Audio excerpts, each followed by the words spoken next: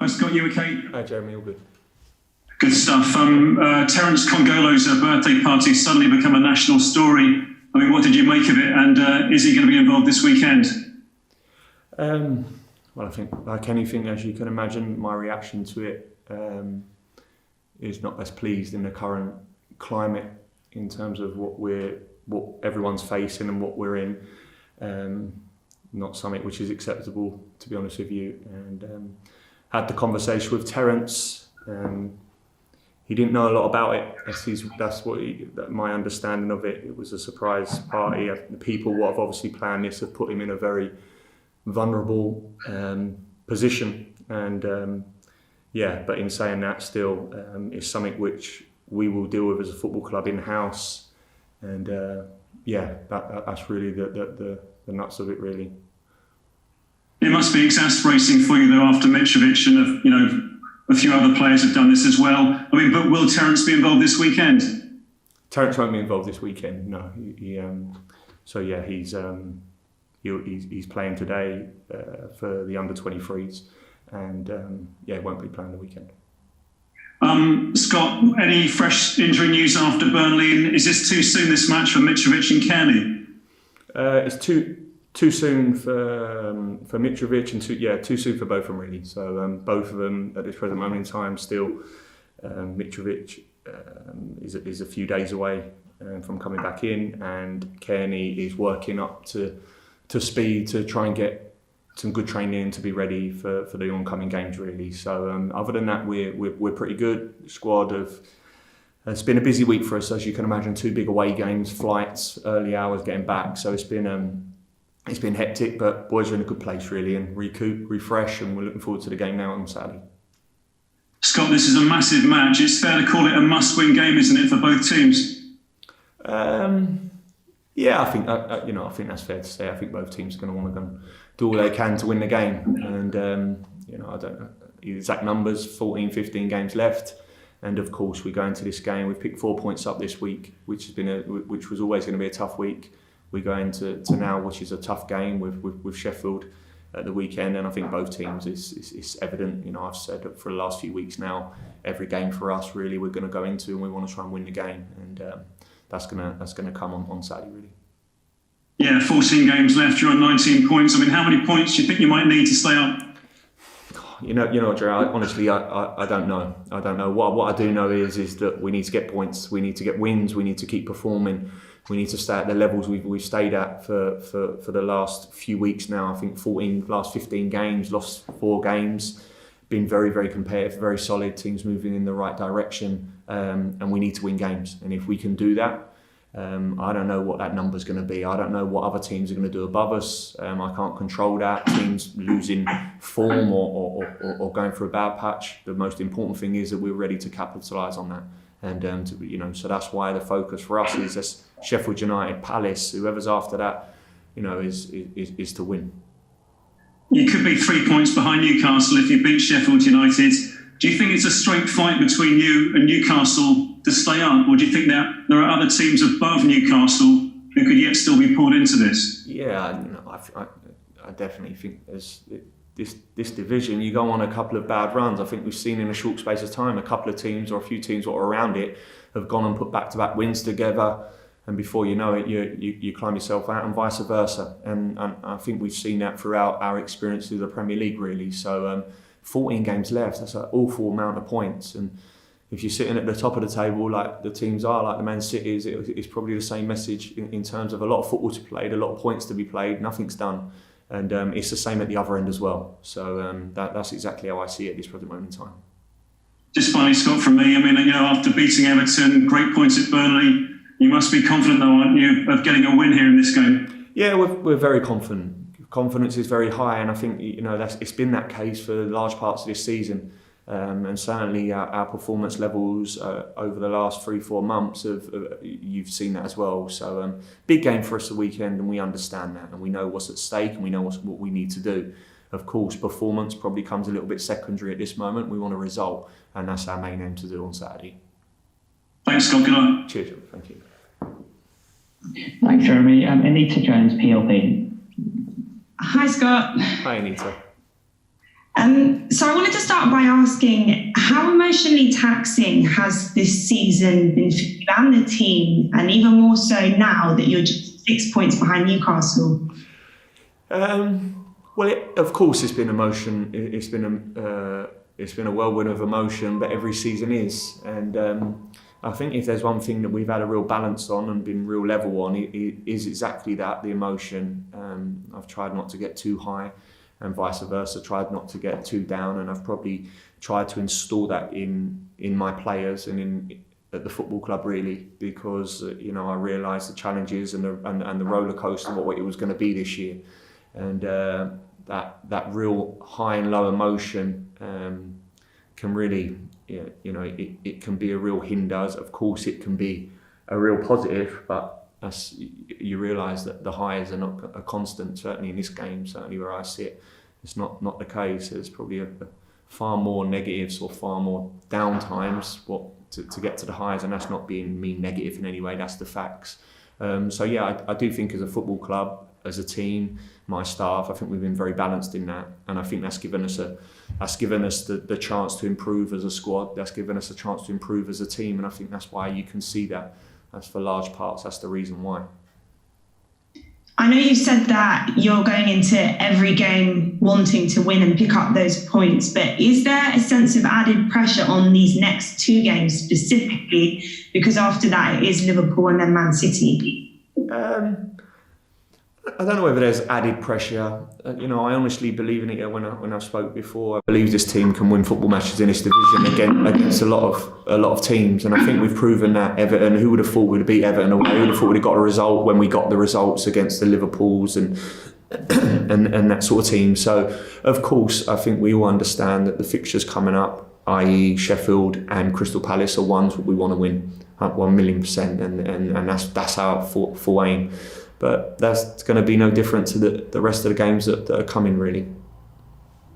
You said that there's been a sense of confidence around the club and the team. Has that grown even more with 4 points you picked up in the last week?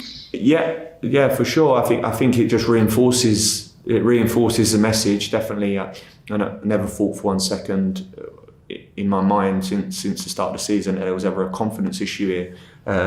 But certainly, that not being able to win games at times, but being so close to it, can sometimes have its toll. So a result and 4 points like we've picked up so far this week can only help that momentum, can give you that extra bit which the players certainly need at times. So it's definitely been helpful. And finally, from me, so at Sheffield United tomorrow, last time you faced them, it ended 1-1. But since then, Chris Wilder's team have managed to get some points on the board. I think it's 3 wins in their last 7. What are you expecting from the game? A tough game. Yeah, a real tough game. Like you said, played them early on in the season. A manager with vast experience and has done an exceptional job at Sheffield. So look, I think we both realise what's at stake tomorrow and the battle, what that's going to bring. So yeah, my team will be as prepared as best we can to obviously try and get the points. Thank you and good luck. Cheers, Anita. Thank you. Thanks, Anita. Emma Jones, BBC London. Hello, Scott. Hi, Emma. I saw a lot of the players after the Burnley game were annoyed with themselves that they couldn't get the win in that match. They thought they were better than just getting a draw at Turf Moor. I'm sure you'd be pleased to hear that, won't you? That they thought they should have got a win. Yeah, really pleased. The Chandran was disappointed after the game. It was, and I think it was the dynamics of how the game went. We got our nose in front, and then conceded so early after getting that goal, which was really disappointing. The manner of the goal as well is probably is something which we've probably not come to see really in terms of there was a combination of a few mistakes what have led to the goal. So it was a poor goal on our behalf, and I think the lads were disappointed with that. So yeah, look, of course that's pleasing. It's definitely pleasing. This group, like I keep saying, this group, and that they believe that they can win games in this division, whoever they're playing. So that was good to hear. At home, 1 win all season, 7 goals in total, 1 goal in the last 7 competitive fixtures at Craven Cottage. How concerning is that? Of course, it's concerning. We've only won 1 at home. I get that. On the flip side of that, I also see a team that has been very, very competitive. I see a team that, on the fine margins of it, have missed out. But I think, like we say, Emma said this for large parts. We're not talking about big, drastic issues here. And people what have watched this football team play during this season, I think could honestly see that and say that if you know football and you watch football, you're not looking at a football team that you're thinking, where do you start? It's probably the opposite. I think at times we've just been short. We've been short in certain areas, and one of them at times has been finding the back of the net. Certainly not been short of creating them chances. So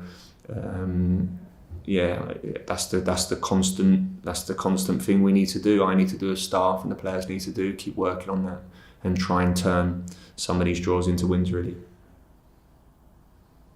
Does it make you wonder how much of a difference having fans at Craven Cottage might have made? It probably does. I was speaking to that with the staff, to be fair, the other night at the hotel, just talking about the difference that the fans could make, and where you see the positives and where you see the negatives. But certainly, look, the fans stepped in the stadium for us at Liverpool, albeit I think 2,000 of them. And it felt electric, it felt very different, and certainly at times for us this year, it probably would have made a big difference. We're looking forward to getting them back, because I feel like it could be a real positive on us, but it doesn't look like that's going to happen soon. So. Thank you. Cheers. Thanks, Emma. We complete the broadcast section. Ian Abraham's TalkSport.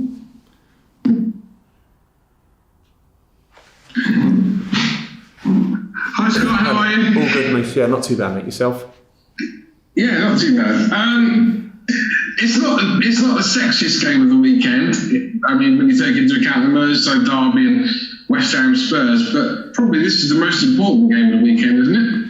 I don't know about that, Moose. It's a big game. I think it's a big game for both of us. I think both teams are going to want to win the game. They're going into the game knowing that you want to try and get the maximum points here. So in terms of that,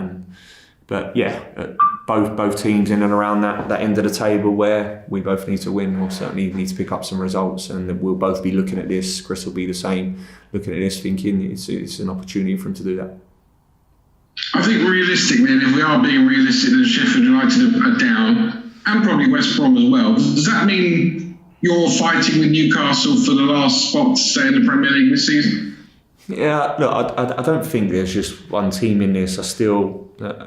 This season has still got a lot of football to play. It's got a lot of points to be played for.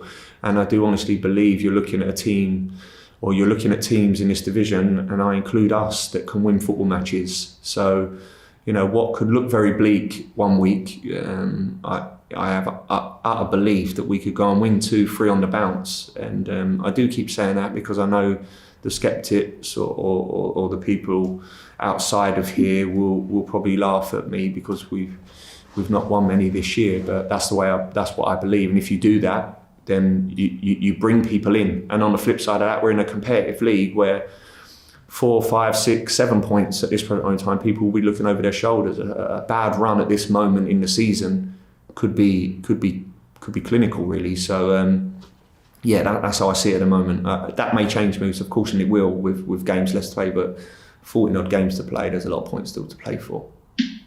So to that end, if I said to you now, your long-term goal is to catch Newcastle, get past them, and be safe. But if I was to give you a scenario right now that you're able to, at least on the last day, go into that game with Newcastle, with it in your hands. Yeah, it's just hypothetical, really. It's just now. It's Sheffield United now, and then it's Crystal Palace, and then that's the way it is, and that's all I'm really focusing on, and the team are focused on Sheffield United, and then we move to Palace, and then we go into the top, whatever them other fixtures are, what we got coming up, and that's the main aim. During your time, certainly at West Ham, possibly at Charlton, I can't remember that far back, you'd have played in games like this, relegation matches. Just explain to me your role in making sure the players aren't so petrified by not winning this game, they can go and produce what you know they can go and produce. What's your role in the run-up? You like to think that that's been set out. It's been set out at the start of the season. That comes from a culture, and that comes in an environment. What you try and install at your football club, that there's a real honesty, there's an openness, there's an understanding that never, in any moment or in any sort of crisis or the good times, that anything really weighs you down. There's a real freedom, and I think if there's one thing that we have tried to do, myself and the staff, have really been conscious of that, to make the players constantly understand that, to get the best out of us as a team, there needs to be a freedom, there needs to be an express yourself. We need to attack games, we want to show our quality, because you're right, Moose, and I've said that from the outset, that what paralyses a lot of teams is that opposite, is that fear, is that what if moment, and that constant negativity or the constant noise that let's get it right, every single football club and every team is faced by. They're all faced with noise from the outside, and you're probably part of that in terms of the media and the noise, what comes from within, and how people try to manipulate or set a narrative about something can quite easily become a very distractive and thing for a team. And I've always been conscious of that. So regarding the weekend, I'd like to think that the work's been done in, or has been put in at the start of this season, and I hope and I'd like to think that you're going to see a team that plays with a real freedom, that plays with a real energy, and goes out there and commits and shows a desire, of course, because that's what's needed, but then also shows a quality to them that I know that they have. So finally, to that end, how much is the current situation actually aiding a team like Fulham? So you're going to a game, and although you want your fans there, you're going to a game tomorrow, and there'll be no edgy fans, nobody nervous, nobody kind of like, a couple of moves and ahs if things don't go right. This afternoon, training ground, maybe not as many people around wishing players good luck, tomorrow's a big one. Do you know what I mean? Yeah. The current situation is actually helping Fulham. I don't know really, because on the flip side of that as well, is you go to that stadium tomorrow and it's electric, and you start well in a game, and the whole momentum's with you. The fans come there for the day, and they know how big it is for us, and we get on the front foot, and before you know it, the place is erupting. That's another big element. So, but then of course there's the element what you suggest, the element of that real. That taking that tenseness out of it, and of course there will. That's instincts of players, but certainly I think there's two sides to both really, and there's the good and the bad in both.